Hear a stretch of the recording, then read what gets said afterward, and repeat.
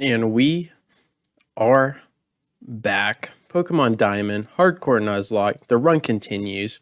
We have made it to Route 218, right outside Canalave City, where we're planning on taking on the 6th gym leader, Byron, and his Steel-type Pokemon. But first, we run into the Mr. Mime, who is a female. Chuck the Great Ball, secure it, and add it to the PC.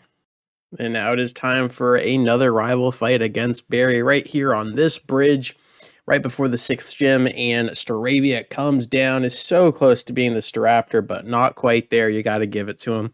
We're going to lean into the Hidden Power Ice, get some extra super effective damage down. The Empoleon looking so good at this point in the game. The Heracross comes down, is threatening with a super effective fighting type move, so we're going to pivot into Suzaku the Crobat to get that 4 times. Not very effective, but it actually opts into an aerial ace, making it look like Heracross really read our mind there. But we come in with the 4 times super effective fly, get a ton of damage down onto the bug. No problem there. 3 more to go. Ponyta comes down, and we are looking for the best possible matchups here. And that does mean we're going to lean into a water type Arthur, the Sea Otter Floatzel himself. And we're going to lean into Surf, super effective damage. And that is not a Rapidash. That is not a Rapidash. That is a little Ponyta, and she is gone. That leaves Grotle 1 level shy of the magnificent Torterra. You hate to see it if you're Barry. We lean back into Suzaku, looking for a super effective fly once again. And the little turtle is going to try to get a Mega Drain. Does no damage. We dodge it with the fly and then almost one-shot the Grotle. It gets a 4 times not very effective Mega Drain, and Suzaku tanks that no problem. We just lean into a little bite here and finish off the starter. And that just leaves one more Pokemon, and it is the Buizel. It is just so sad to see a level 32 Buizel, as I believe Floatzel comes in at level 26 or so. Definitely somewhere in the 20s, which is just embarrassing. These trainers are just failing their Pokemon on every front here. I know Ash likes to, not evolve a lot of his Pokemon, but that's an anime. This is real life. And Ashford fades away with the Mega Drain and just puts down Barry. And again, still looking forward to that final fight against him. But until then, it's just going to be a comedic relief. And we're just going to keep making our way through this run. All right, after spending a ton of time on Iron Island with our boy Riley, we get the egg from him, and we just, ride our bike around until this egg hatches, and it's gonna be the Riolu. It's gonna turn into a Lucario, which is just beautiful. One of the best Pokemon. Again, very divisive among fans, but I'm just a very big fan of Lucario. Really cool Pokemon, an absolute stud muffin. The steel fighting type is really strong. So we're going to add that to the team and just keep this run moving forward. All right, we have arrived at gym number 6 against Byron and his 3 steel type Pokemon. We're going to be letting Empoleon lead the charge here. This is the first time I've been able to use this Pokemon. Really enjoying it. Love penguins and love what Lelouch here brings to the table with that Surf and Metal Claw combo, that water and steel typing.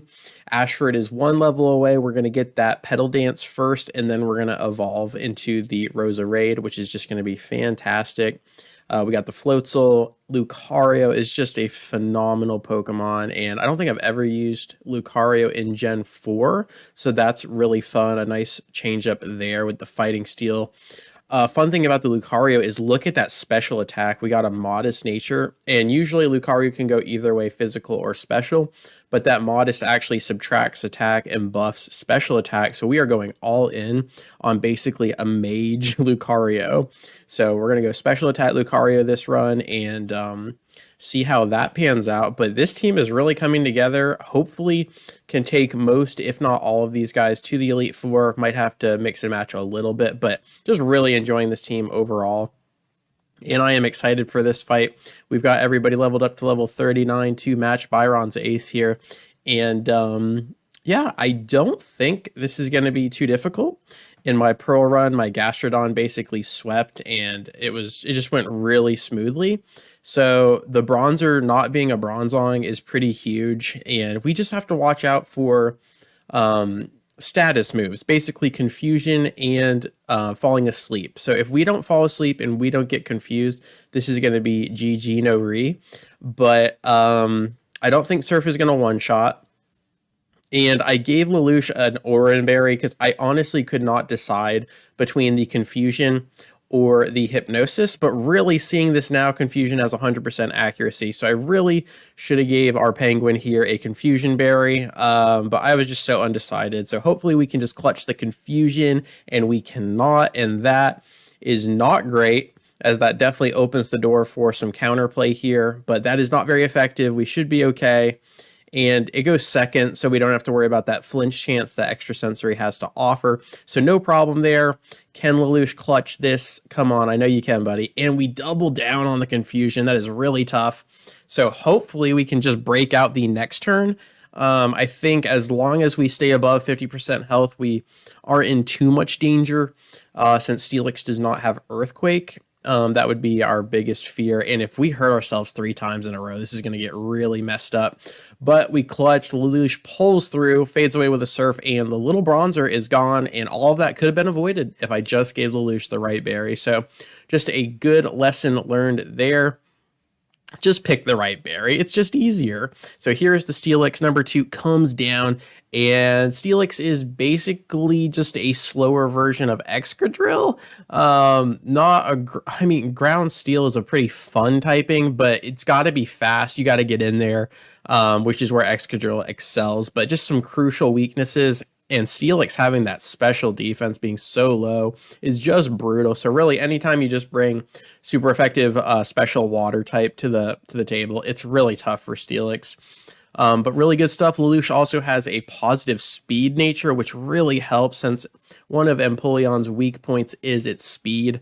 But Lelouch doing a great job here. We had some early confusion with the Confuse Ray, but other than that, looking good. And now it's a face-off here between Bastiodon and Lelouch, the Empoleon, and I think we just 2-tap with Surf. I think we're going to be okay here. We just need to survive whatever Bastiodon has to offer, and we do get Bastiodon to about a third left, and that does not activate a berry if it had one. So as long as no critical hit here, we should be just fine. But is Steel not 4 times not very effective? Because it's not very effective to water and steel. So that is brutal. That is absolutely brutal. That did no damage, barely tickled the Penguin, and the Emperor Penguin drops back and fades away with a Surf and just walks away from Byron, not even impressed, barely amused. And that is yet another gym badge secured.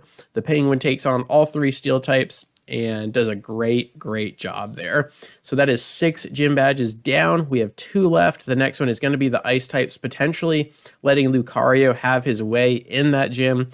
The steel typing really come through, and then maybe even Empoleon being a big factor in that fight as well. I could also train up our Ponyta and get a Rapidash. We just have a lot of good options. So we'll just have to wait and see what happens. And we also have that really big Cyrus fight coming up. So we got to watch out for that as well. So a lot of things to look forward to, a lot of good stuff. And as always, thank you so much for your time. I really do appreciate it. And I will catch you on the flip. Peace.